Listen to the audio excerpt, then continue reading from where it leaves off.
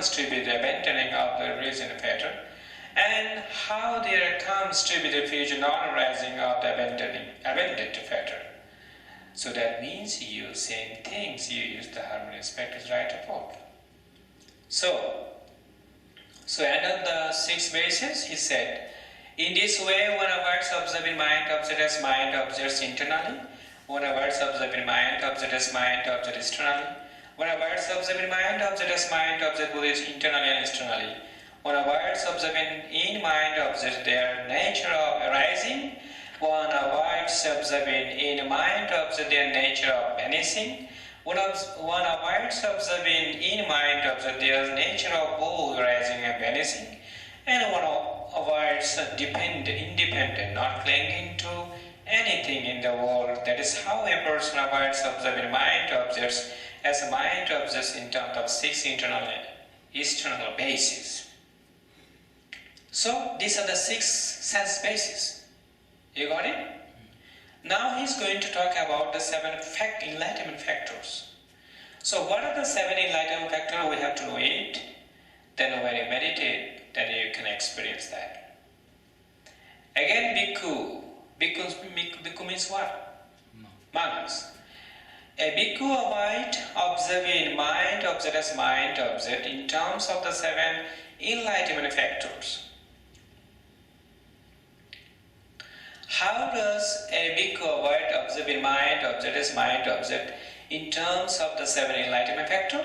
Here, there being in mindfulness enlightenment factor in him, a bhikkhu understand, there is the mindfulness enlightenment factor in me, or there be no mindfulness enlightenment factor in him, he understand, there is no mindfulness enlightenment factor in me, and he also understand how there comes to be the rising of a true unreasoned mindfulness enlightenment factor, and how the reason mindfulness enlightenment factor comes to fulfill by development. Okay? So this is the one. And number 2 enlightenment factor is investigation of states enlightenment factor. So I said 7, right? Yeah. So among the 7, 1 done. And second one is the investigation. So there will be investigation of states enlightenment factor in him. A bhikkhu understand there is the investigations of states enlightenment factor in me. Or there will be no investigations of states enlightenment factor in him. He understand there is no investigation of states enlightenment factor in me. And he also understands how there comes to be the rising of the true unreasoned investigations of state enlightenment factor, and how the reason investigation of states enlightenment factor comes to fulfillment by development. Okay? Now is the energy, effort. Okay? So the Blessed One said to all his disciples, please work hard, continuously, meditate, otherwise you'll regret one day. So if you make effort, energy, it will come to you one day. During the Buddha's time, many monks, they were practicing 1 year, 2 years, 3 years, 4 years, 40 years, 20 years, 10 years, 15 years, 30 years, 40 years. But still they couldn't attain enlightenment. But some of them after 40 years, they got it. Because in the past, they couldn't fulfill the perfection. Parami, we call it Pali. They attain perfection. That's why if we cannot become, if we try, from now, what happened in the past, don't forget. Just forget it. For past is past. Don't think about the future. Think right now. From now, I have to continue. Then you may get it. Right? Now he's going to talk about There being the energy enlightenment factor in him, a bhikkhu understand there is the energy enlightenment factor in me, or there be no energy enlightenment factor in him, he understand there is no energy enlightenment factor in me. So you understand because you are a practitioner, right? And also, he also understand how there comes to be the rising of a true unreason energy enlightenment factor, and how the reason energy enlightenment factor comes to be to fulfillment by development. So only by development you can experience it. The next one is joy. This joy is uplifting joy. This is not the first jhana attainment joy, second jhana attainment joy, third jhana attainment joy, and fourth jhana attainment joy. Okay? This is the uplifting joy. There being the joy enlightenment factor in him, a bhikkhu understand there is the joy enlightenment factor in me, or there being no joy enlightenment factor in him, he understand there is no joy enlightenment factor in me, and also understand how there comes to be the rising of a true unreason joy enlightenment factor. He understand about it, and how the reason joy enlightenment factor comes to fulfillment by development. Okay. Now he's going to talk about tranquility. So, as I said, when we meditate, the loving kindness meditations, tranquility and then insight evenly yoked together, right? Tranquility meditation and then insight evenly yoked together. Did I say that? Do you remember? No. Why no? I said many times you couldn't catch it. Tranquility and Tranquility, wisdom, insight, medicine. no, yeah, you see that? Tranquility and insight. That is what we call in Pali samatha and vipassana. Tranquility and insight evenly yoked together. There is also the here 149. You can take a look at section number 10. So the Samatha and vipassana. samatha, Samatha and vipassana. vipassana. Vipassana. Yeah. Tranquility, samatha. Vipassana, insight. So, in the sutta number 149 from Majjhima Nikaya, the middle and discourses of the Buddha, mentioned that samatha and vipassana evenly yoked together, no separate. Evenly yoked together. That means they work together.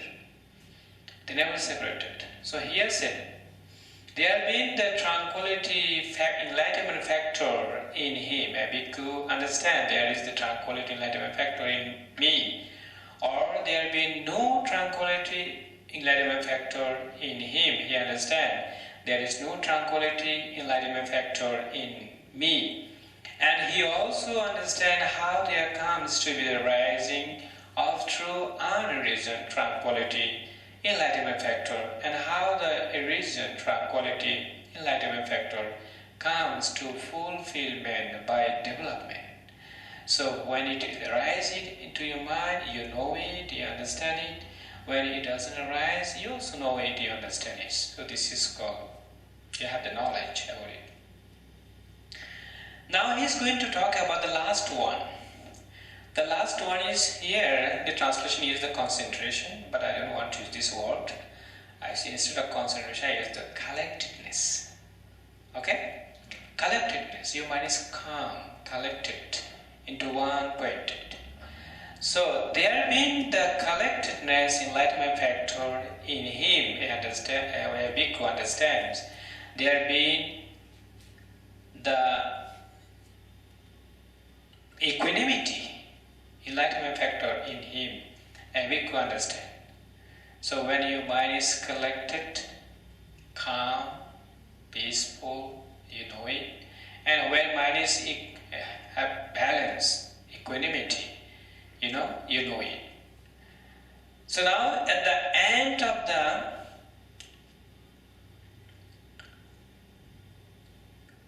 six sense, the seven enlightenment factor, In this way, he avoids observing the mind object as mind object internally, or he avoids observing mind object as mind object externally, or he avoids observing mind object as mind object both internally and externally, or else he avoids observing in mind objects their nature of rising, or he avoids observing in mind objects their nature of vanishing, or he avoids observing in mind objects their nature of both arising and vanishing, and he avoids independent, not clinging to anything in the world.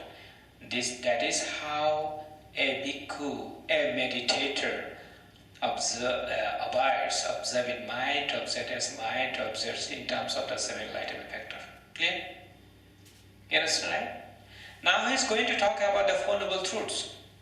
So what are the Four Noble Truths? I have explained many times, you know already, right? So what are the Four Noble Truths? Suffering, the origin of suffering, cessation of suffering, that leads to the cessation of suffering. Very good, you got it now. This is called the Four Noble Truths. So here, the Four Noble Truths he is going to explain in this section. Again, a person avoids observing mind objects as mind objects in terms of the Four Noble Truths. And how does a person avoid observing mind objects as mind objects in terms of the Four Noble Truths? Here a person understands as it actually is, there is suffering.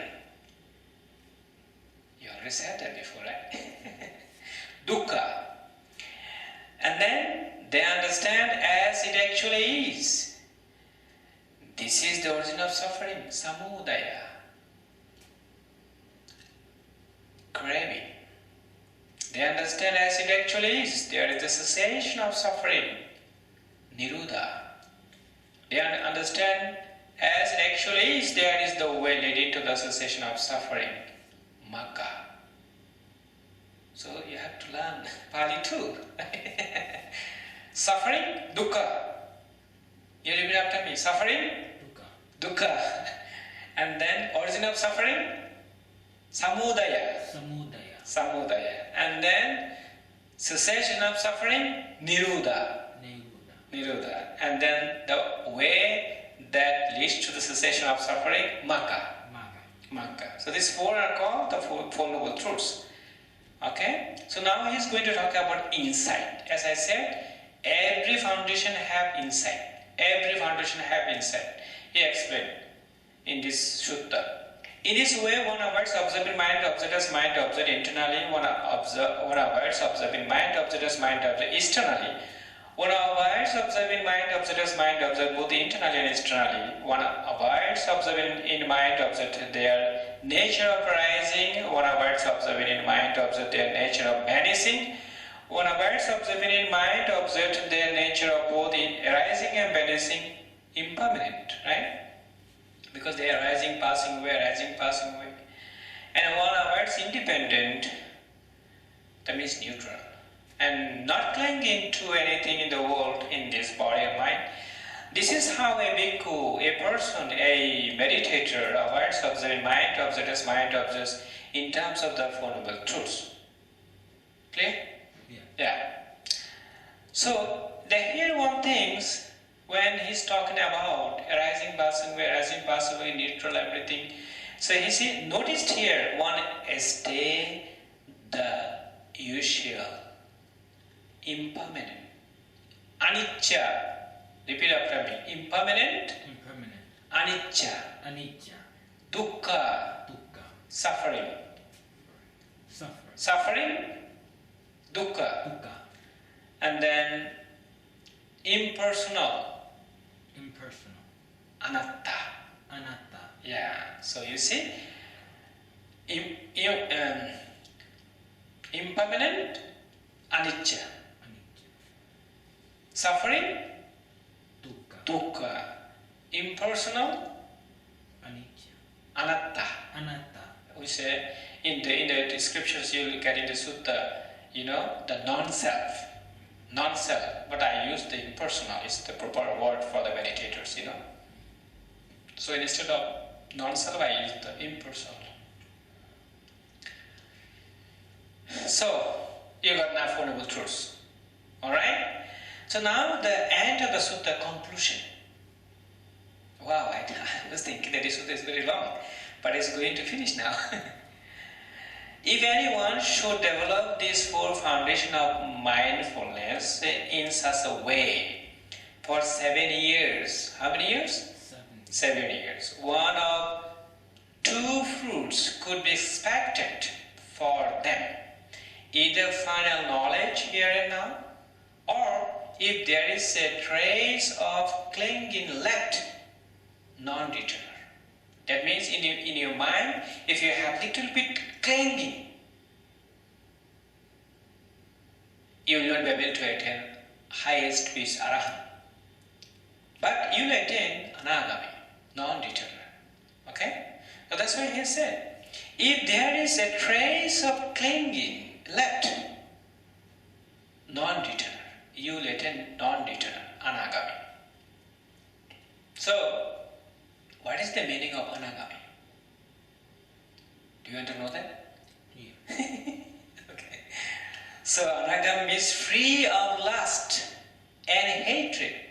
When you attain the anagami, no lust arises in your mind. No hatred arises in your mind. Wow. Everybody will say, how? That guy is very gentle, very calm, very quiet. No lust arising, no hatred arising. Even then I use the harsh words, strong word I used to him. Strongly, very badly I spoke with him, but hatred never arises. Ill will never arise. Aversion never arise.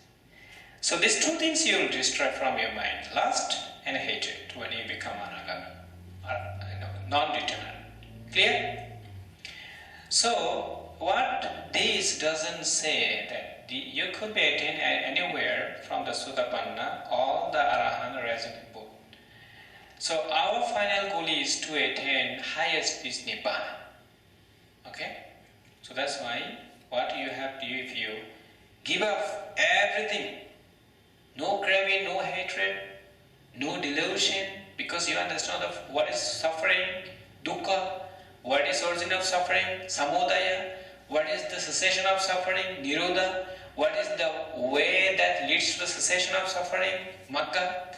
So, wisdom arose in your mind. Delusion destroyed from your mind. Greed disappeared from your mind. Hatred disappeared from your mind. You become enlightened. So, here he is talking about, let alone 7 years. If you don't want to practice 7 years, it's okay. Let alone 7 years. If anyone should develop this 4 foundation of mindfulness in such a way for 6 years, one of two fruits could be expected for them, either final knowledge here and now, or if there is a trace of clinging left, non-deterrent. Okay? And then he's going to talk the next one. If anyone should develop this 4 foundation of mindfulness in such a way for 1 year, one of two fruits should be expected for him, either final knowledge here and now, or if there is a trace of clinging left, anagami, non-deterrent. It's clear, right? Because the one related to another one. Just changing the time, year, changing the year, month, and the week.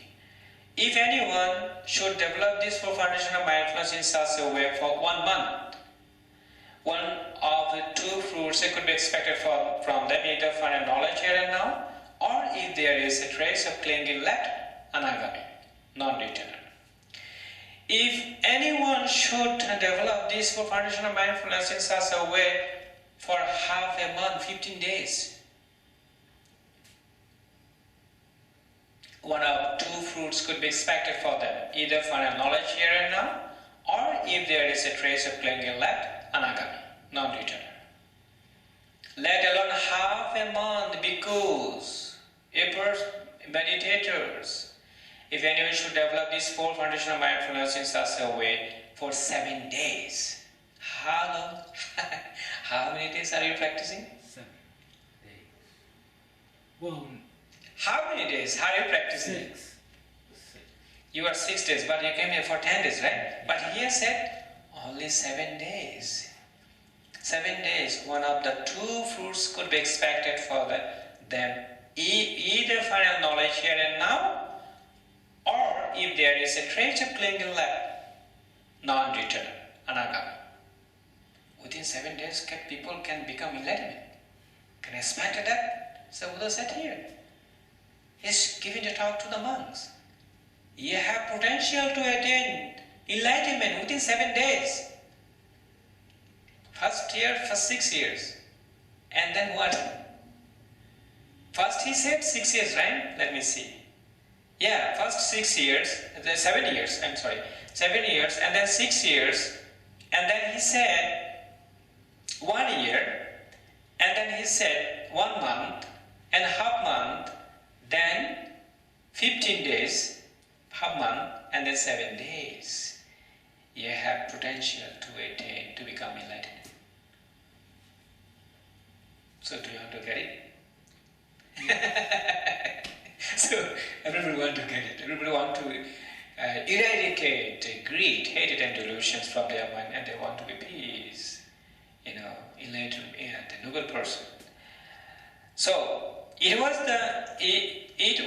with reference to this that it was said, this is a direct fastest path for the purification of being, for the surmounting of sorrow, lamentation, for the disappearance of pain, grief, for the attainment of the true way, for the realization of the highest peace, Nibbana, namely the four foundation of mindfulness. So this is and then when Buddha talked about this sutta, and then at the end of the sutta he said, there is what the Blessed One said, the bhikkhus, the people, were satisfied and delighted in the Blessed One words. Wow! Wonderful sutta, right? The four foundation of mindfulness. So this is the end of the sutta for tonight. You see, I was thinking that this was very long actually. I didn't finish it last night because it was too late. But today you listen very mindfully, clearly. But you understand very clearly, right? You got it? No, I hope. What? I hope I did. I don't think I memorized every single detail. So I didn't memorize too. I explained you part to part. So this is the sutta number 10 from the Middle Land Saint's book. The Middle Land Discourse of the Buddha, you can get this book from Amazon. So you can buy it from there. So before leaving, I'll give you the one list. How many suttas did I talk about? So when you have time, you can order these books for Amazon. This one translated by my teacher, Bhikkhu Bodhi. He lives in the upstate, one temple. So whatever you talk here, then you just read from this book. Of course, I changed some words, and then when you have time, you can listen the talk, all the talks, retreat 1, day 1, day 2, day 3, September 11 to 20. So you can get from YouTube, my son. So if you have any, if this one not clear to you, you can watch the video from the YouTube. So all the talk you will get from the YouTube, okay? So then you can read. I changed a few words from that book, because some words I want to be related with the meditations. That's why I use some word which is very related to the meditation. Practical way. Any question? Do you get the insight from when you're progressing from every step of the meditation, like after the fourth jhana, in the space of infinite space and infinite consciousness, that's when you get the insight? It's like the insight when you attain the first jhana also have the tranquility insight. So when you attain the second jhana, also tranquility insight, but it's much more than before. It's more than before.